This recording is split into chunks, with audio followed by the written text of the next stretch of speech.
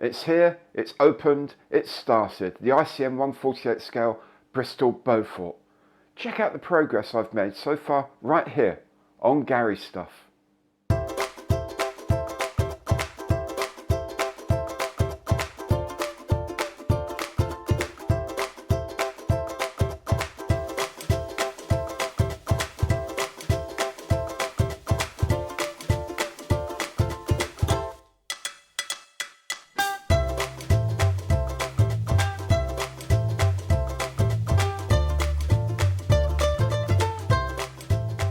Hello there and welcome to my channel. Welcome back if you've been here before.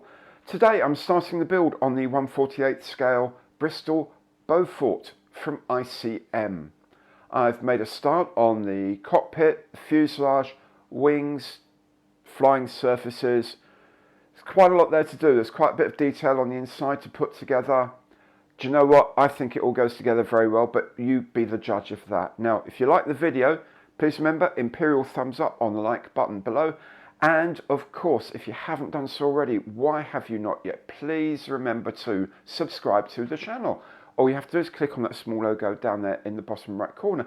And when the bell comes up, click on that, because that way you'll see new videos as they appear on my site.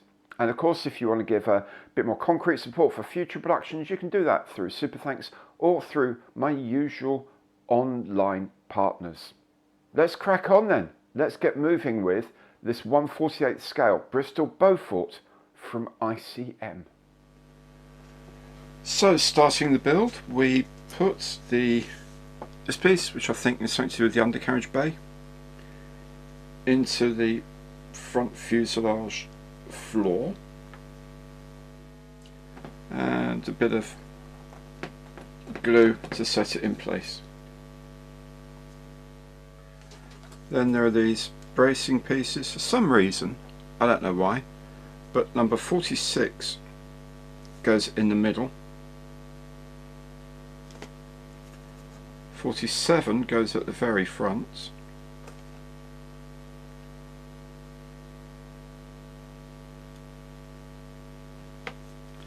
and 48 goes at the back. So 46, 47, 48. Go figure. Then there are these extra bits of framework go on here, and then one here. Then the floor piece sits on the bulkhead. The sort of inverted U here sits inside this channel here.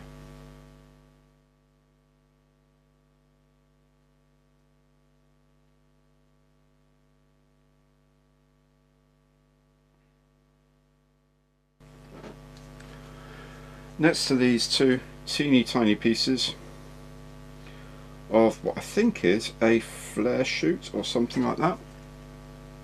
These need to be put together. Then the mounting for the flare chute sits on those extended beams there, and then the flare chute itself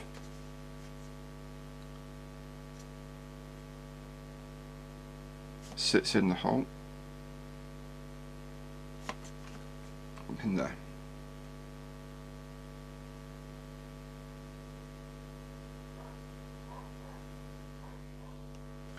So when you spend a little bit of time and look at the instructions, you notice this is actually the rear cabin. Of course it's the rear cabin. That's why there's a flare chute there.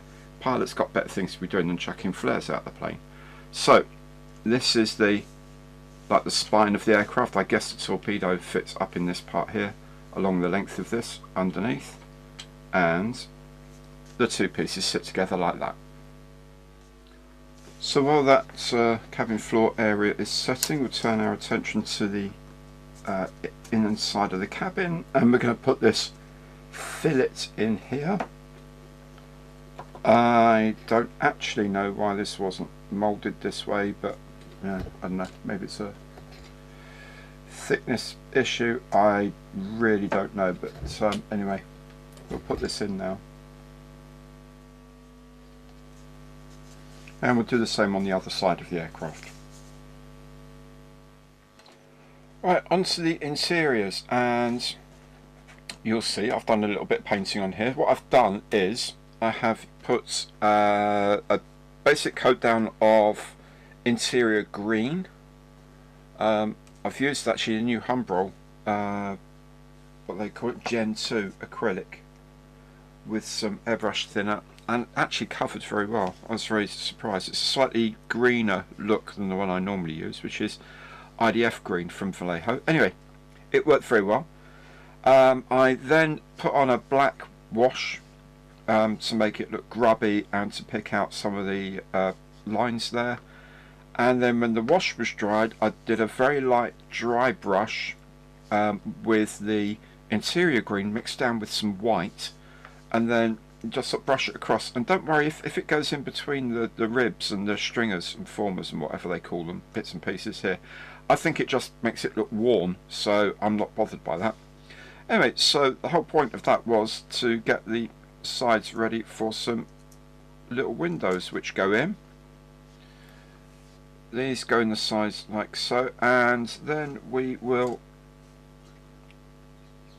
secure them with a little spot of extra thin cement, if I can get them in the right way round.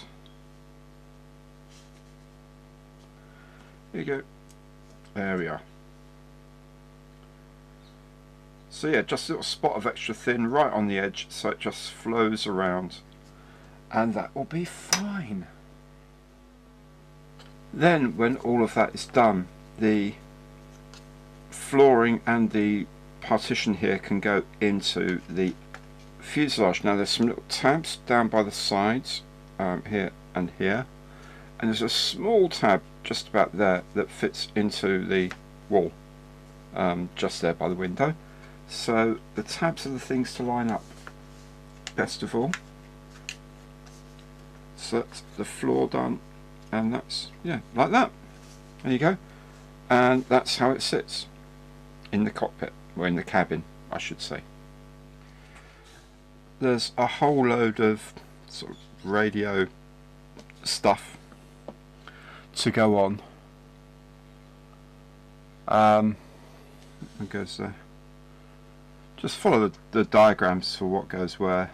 That goes like Tetris. Why wasn't that one piece? I don't know. D7 is at the bottom here. Lovely. And D45. D45 goes there. Maybe different marks have got different radio sets, but I really don't understand why this piece has to be separated or this piece has to be separated. Maybe they're different.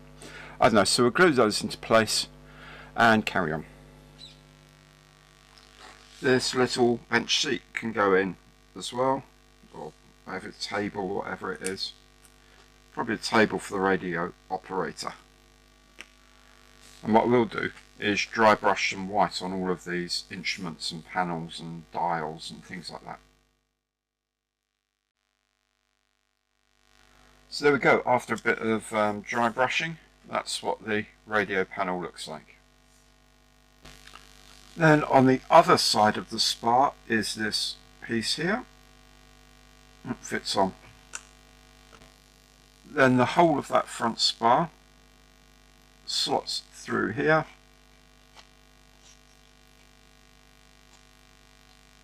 And connects like so. So you can see that the partition here with the radio kit on, or navigation kit, whatever it is, sits upright, and then the bottom bit of this shelving here that connects up also sits upright. Well, we've got this sort of seat base, I guess, and there is a little leather cover for it, which is very nice. Why not? Should have leather when you're flying a long time, you know. You'll be sitting on your parachute pack all day, do you? So the seat back, we've got the seat back here, and we put the little leather seat on it and let that dry for a bit. Then we can put our seat up against this spar, like so. If we can get the pegs aligned. There we go, there's some, there we go. Lovely. And then this step goes in as well, like so. Then the whole of this rear spar, for that's what it is, goes in the slot at the back here, and then sits in place. This sort of dividing console here, it's sort of part of the edge of the cockpit area, just fits together like so. We can just go around that with a bit of extra thin cement and that will be lovely. And on the back of the control panel, instrument panel, there's a tab, and that is where the rudders sit. And you can see I've just done a bit of touching up with bits of white paint, dry brushed it, and some bits of white paint. You know, it's not perfect, but from a distance it will look okay. Then this bulkhead type thing goes in the end like that, behind the instrument panel and behind the rudder bars. And then there's the cockpit floor as well to go in. It slots in like this.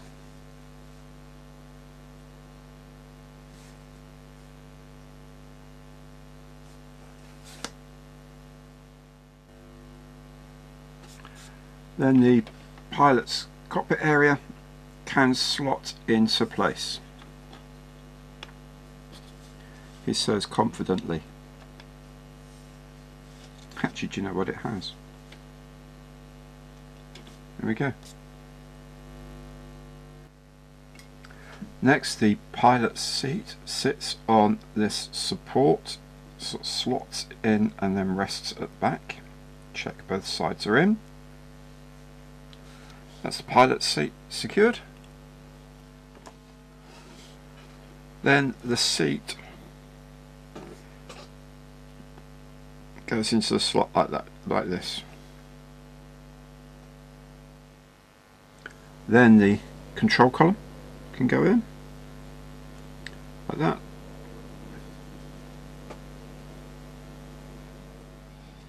Then we can fit this little like bomb aimer observer's seat here. Whoever poor chap is who sits here with his legs dangling over perspex into space. And then there's this table, I guess, that sits there as well. At the far end there's the tail wheel bay to sort out. This comes as 3 pieces, all slot together like so. Then they all fit into the back end of the aircraft like so.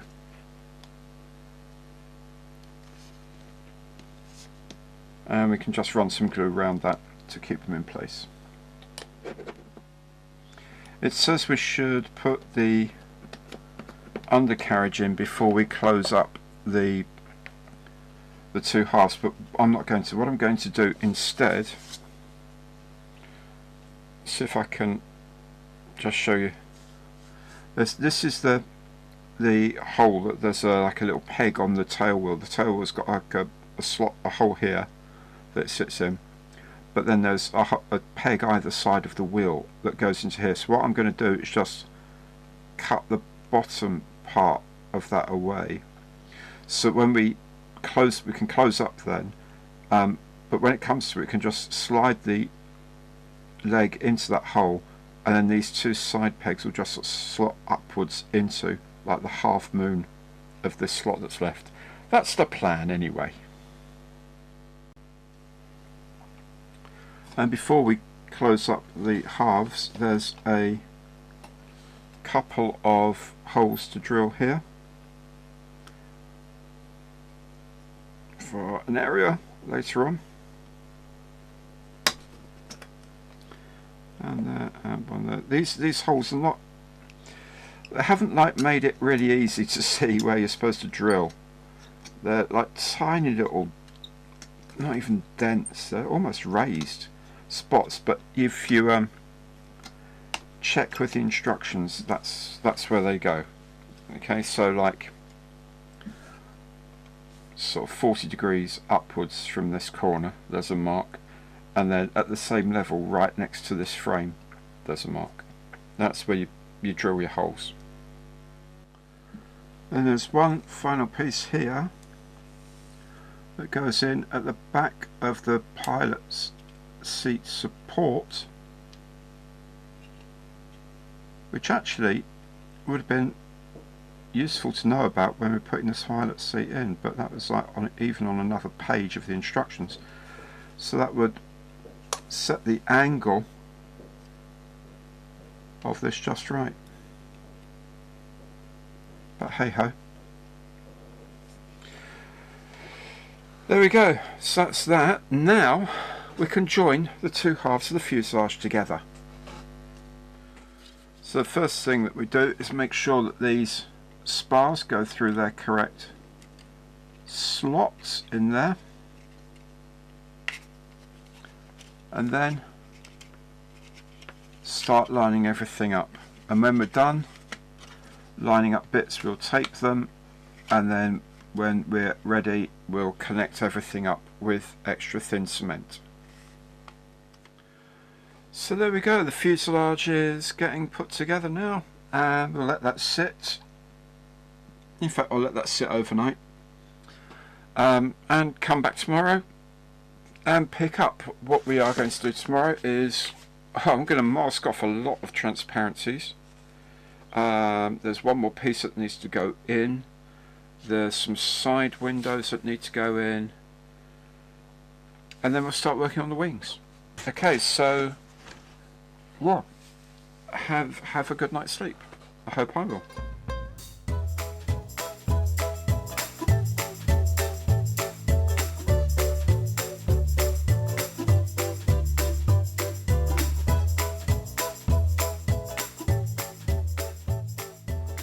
Right, well, good morning, and here's where I'm at. I got up a little while ago and I made a head start, so I've now actually masked off all of the many bits of glass. That's the mid-upper gun turret, cockpit, and then all the bits around the nose.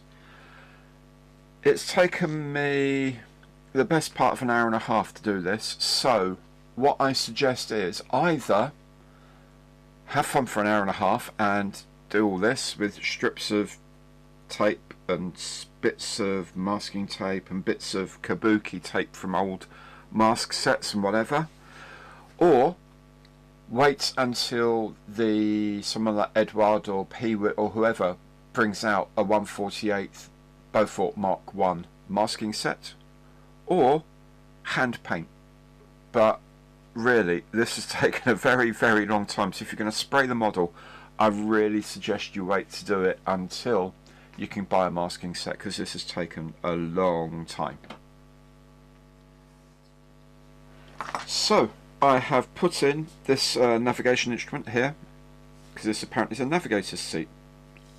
Then I've just done a tiny bit of filling along the top here. That's mainly because I didn't get the two sides aligned properly when they were drying. The tape didn't do its job quite as well as I thought it would.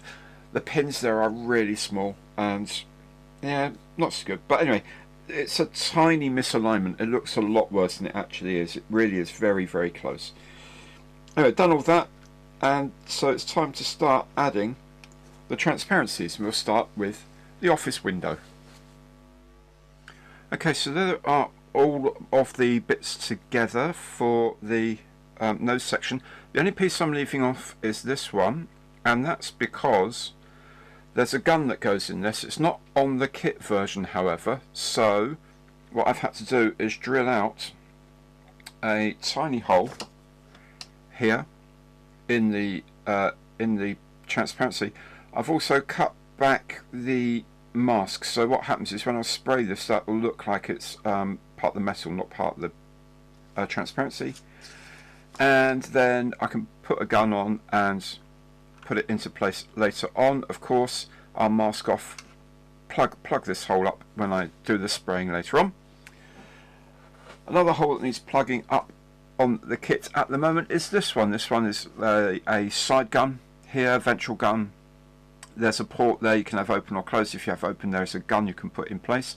This being a torpedo training aircraft, it didn't have that gun. It just had a blanked out section there with a porthole in it. So we'll put those together and put them in next. Got to be honest with you, I wasn't actually going to show you this piece because I think it could go horribly wrong. Anyway, so the bottom piece I'm putting in first.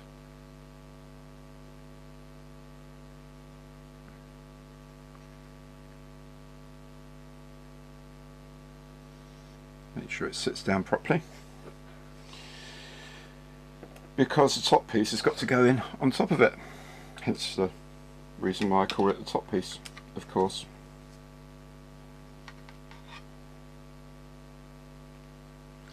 So I'm going to lay it on top there.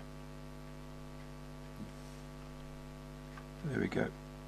Oh my goodness, that actually very nearly touched. Lovely. So what you can do, because we haven't put the gun turret in yet, we can actually fiddle with these until they roughly line up like that. Job done. Hooray! So now we can officially move on to the wings, and the first thing to do is to put this light cluster into the wing. Of course, if you're a much cleverer modeler than me, you'd probably put a couple of LEDs in here, but I'm not going to do that because I don't know how to. Maybe I'll learn one. I should learn one day how to do stuff like that, because there's some kits that could really be lifted with some little LED lights as well. Anyway, once that's in, then the top surface of the wing just goes on as usual. We'll just tape it up once it's all mated up in place, and we will then glue it with the extra thin. Okay, it goes together actually really quite well. The seams are very small indeed, so very happy with that. Just tape it up and secure it. And when we painted the lamps in there, we can put the lamp covers on, and these will need masking before we paint later on. Then on each wing there's the top of the flap section. It's not moving, but there's different versions. The early ones didn't have this scallop on it. The one I'm building did, so that needs to be set into the top as well. And the ailerons just slot into the wing like so. The horizontal stabilizers simply go together in halves, clamp them up, and extra thin all round. And now the wings can go on at last. So these spars sit inside there and the wing just slots into place, and I will say now that the fit is actually incredibly good. Really happy with the fit of the wings there. Haven't had to do anything to them, they've just gone straight in like that. Excellent. The horizontal stabilizers or tailplanes go in. These have been previously made from 2 halves each. Get them to a point where they're pretty much ready, and then just finally check their alignment. Then the elevators go into the tailplanes like so. Now they've got pins in, so you can't really have them at any sort of other angle except absolutely flat, so that's a pity. But you could, I guess you could just take the pins off and set them to a different angle if you would like. And then the rudder goes on the fin or vertical stabilizer, like so.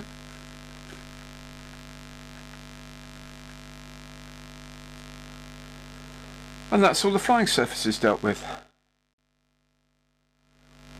Now for the undercarriage bays, the sort of back end of the engine bay. This is like a firewall at the back of the engine bay. There's also the front wall of the undercarriage bay, obviously. And get that roughly lined up now. I do need to make sure that's gone into place as well. Just need to tease it down a bit. There we go. And that then will set up for a bit, and then we can put it on the wing. So to put the undercarriage and engine nacelle, we put the back plate in here, like so. Then the nacelle slips on like so. Simple as that. Just do the other side of the aircraft now. So there we are then. That's the end of page 7. We have the basic structure in place. Wings, tail section all sorted out. So I think probably a good time to leave it. In the next part we'll be building the engines, putting them on, building the undercarriage and not putting them on yet, building the rear turret structure, and maybe even starting to paint. We'll see how time goes. Really hope you've enjoyed the show today. If you have, remember, thumbs up on the button below, and if you haven't done so yet, please subscribe to the channel to get notified of new videos as they turn up. Thank you so much for watching, and I will see you next time.